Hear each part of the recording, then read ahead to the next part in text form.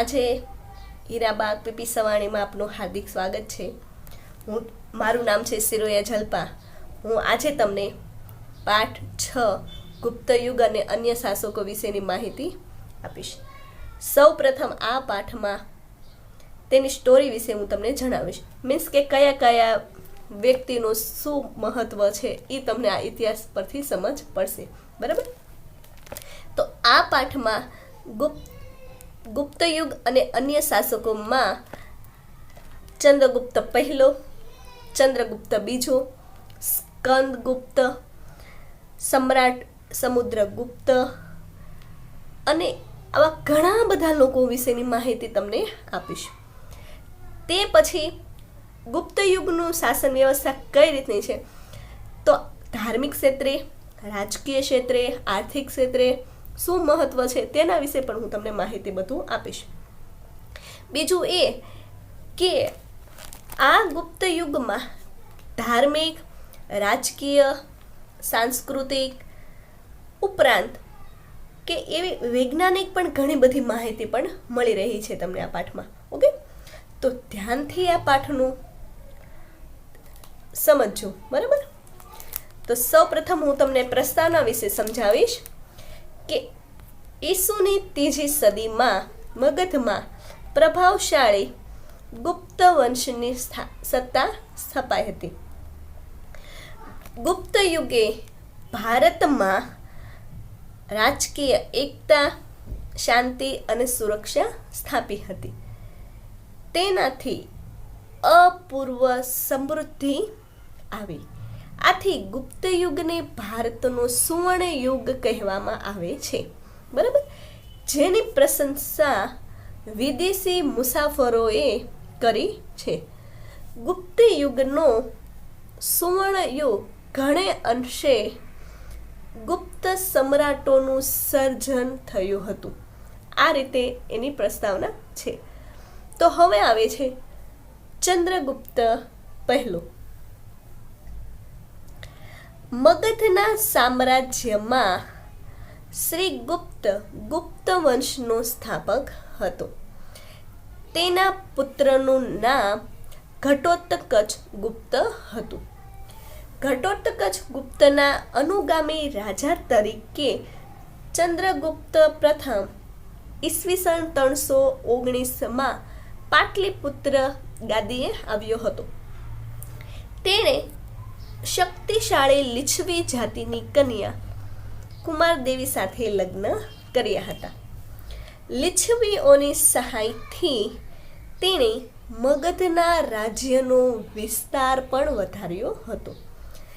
તેણે મગધની પાસેના પ્રયાગરાજ એટલે કે અલ્હાબાદ અને સાકેત એટલે કે અયોધ્યા જીતી લઈ મગધનો વિસ્તાર વધાર્યો હતો। તેણે મહારાજને બદલે મહારાજાધિરાજનું જેવું ગૌરવપદ બિરુદ ધારણ કર્યું હતું। તેણે પોતાની સત્તા અને પ્રતિષ્ઠાની પ્રતીતિ કરાવવા સોનાના સિક્કા બહાર પડાવ્યા હતા।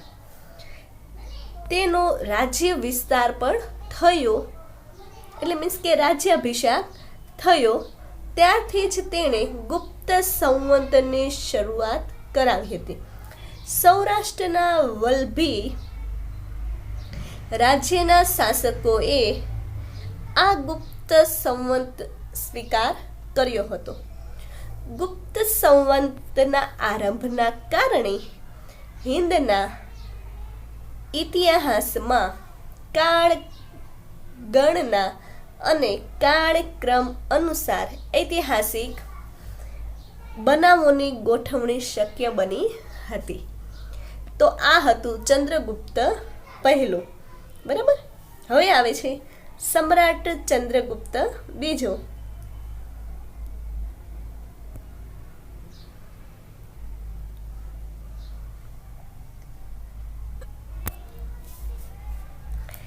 ચંદ્રગુપ્ત પ્રથમ પછી તેનો પ્રતાપી પુત્ર સમુદ્રગુપ્ત ગાદીએ આવ્યો હતો।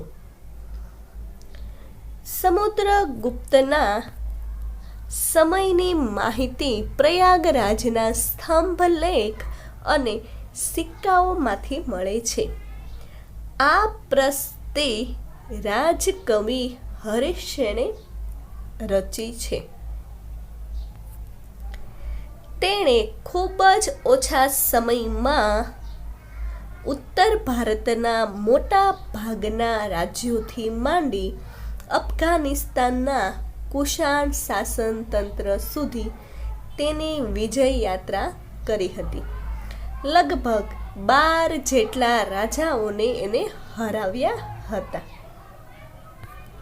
સમ્રાટ સમુદ્રગુપ્ત રાજ્યનો વહીવટ ચલાવવા રાજ્યપાલો અને અધિકારીઓની નિમણૂક કરવામાં આવતી. ચંદ્રગુપ્ત મહાન વિજેતા અને સંસ્કારી સમ્રાટ હતો. સમ્રાટ સમુદ્રગુપ્તના શાસનકાળ દરમિયાન અનેક મંદિરો, બૌદ્ધ વિહારો અને જૈન ઉપાશ્રયો બનાવ્યા હતા. તેણે અશ્વમેઘ નામનો યજ્ઞ પણ કર્યો હતો. પ્રાચીન ભારતના ઇતિહાસમાં સમુદ્રગુપ્તનું સ્થાન વિશિષ્ટ અને નોંધપાત્ર છે. ગુપ્ત સામ્રાજ્યની મહત્તાનો તે સર્જક હતો. આ હતું સમ્રાટ સમુદ્રગુપ્ત. નેક્સ્ટ, સમ્રાટ ચંદ્રગુપ્ત બીજું એટલે કે વિક્રમાદિત્ય. ઈસવીસન 375માં સમુદ્રગુપ્તનું અવસાન થયું. તેના સ્થાને ચંદ્રગુપ્ત બીજો ગાદી ઉપર આવ્યો. તેણે પિતાએ વારસામાં આપેલા વિશાળ સામ્રાજ્યને સફળતાપૂર્વક સાચવ્યું. તેણે 300 વર્ષથી પગદંડો જમાવીને બેઠેલા શક ક્ષત્રપોને હાંકી કાઢવા માટે શક્તિશાળી રાજ્યો સાથે લગ્ન સંબંધો બાંધી તેમની મદદથી પોતાનું સૈન્ય બળ વધાર્યું. લગ્ન સંબંધો તેને પોતાના સામ્રાજ્યના વિસ્તારમાં અને દુશ્મનોને મહાત કરવામાં ખૂબ જ ઉપયોગી થયા હતા. ગુજરાત અને સૌરાષ્ટ્રના સમુદ્ર પ્રદેશો, ભૂગુ, કચ્છ એટલે કે ભરૂચ, સ્તંભ તીર્થ એટલે કે ખંભાતના દેખતા બંદરો ગુપ્ત સામ્રાજ્યને મળ્યા. પરિણામે રાજ્યનો દરિયાઈ વેપાર ખૂબ જ વધ્યો હતો.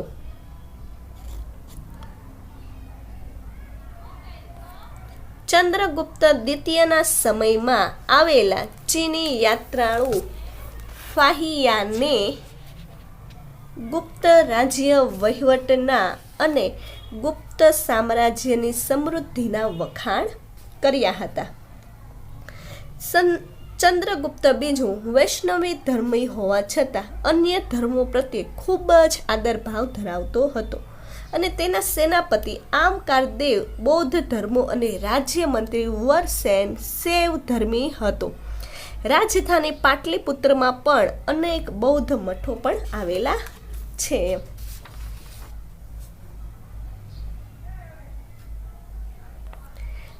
વૈજ્ઞાનિક વરાહ મિહિર, વૈતાલ ભટ્ટ, અમરકોશના રચયિતા અમરસિંહ જેવા રત્નોથી તેનો દરબાર શોભતો હતો.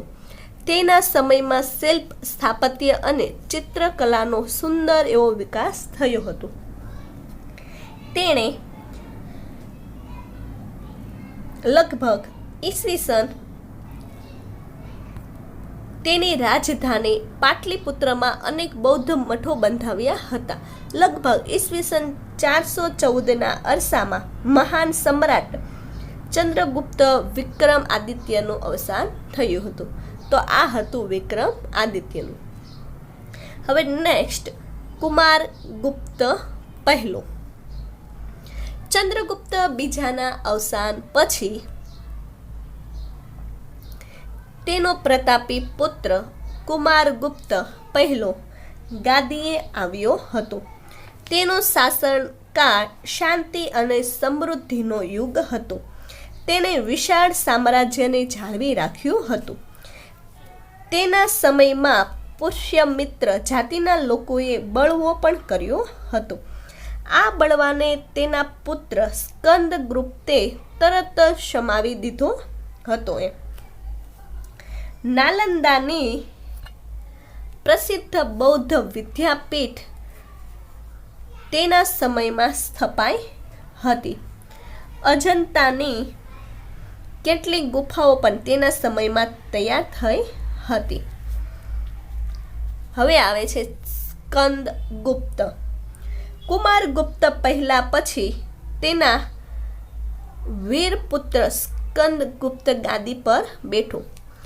તે ગુપ્ત યુગનો છેલ્લો મહાન રાજા હતો.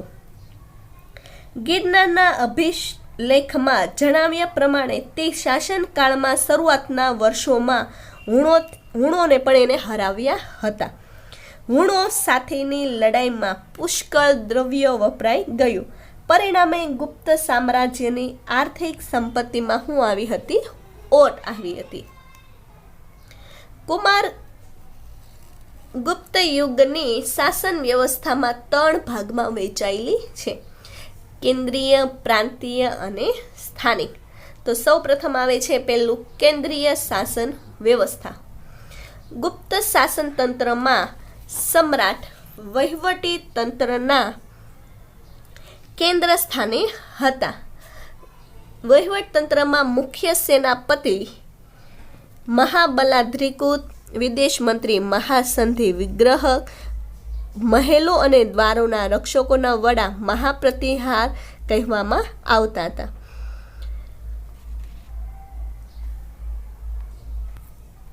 પ્રાંતીય વહીવટી તંત્ર.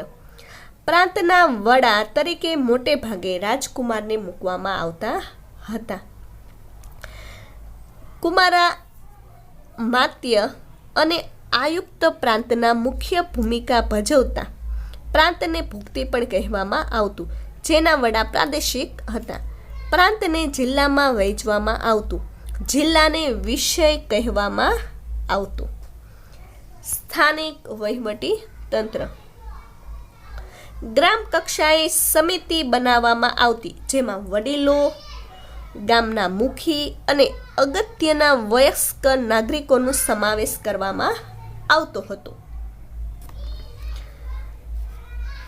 ગુપ્ત યુગની આર્થિક સ્થિતિ. ગુપ્ત યુગની આર્થિક સ્થિતિ.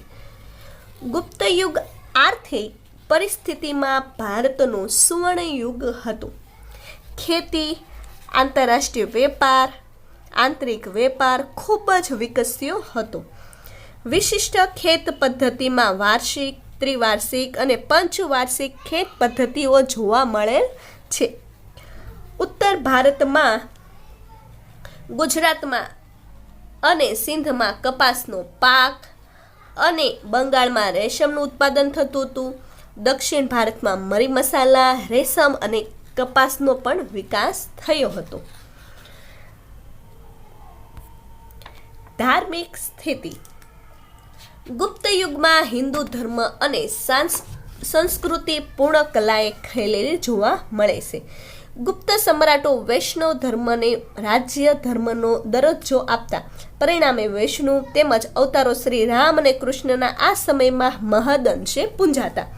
લક્ષ્મી દેવી તરીકે પણ ખૂબ જ ખ્યાત થયા હતા. આ જ સમયમાં રામાયણ અને મહાભારત તેમજ પુરાણોનું પણ પુનઃસંકલન થયું હતું. શ્રીમદ ભગવદ્ ગીતા આ સમયે ખૂબ જ મહત્વપૂર્ણનો ગ્રંથ બન્યો હતો. ગુપ્ત યુગની સાંસ્કૃતિક સ્થિતિ. ગુપ્ત યુગ સાંસ્કૃતિક રીતે ભારતનો સુવર્ણ યુગ હતો. આ યુગમાં અનેક નવી ભાષાઓ ઉત્પન્ન થઈ હતી.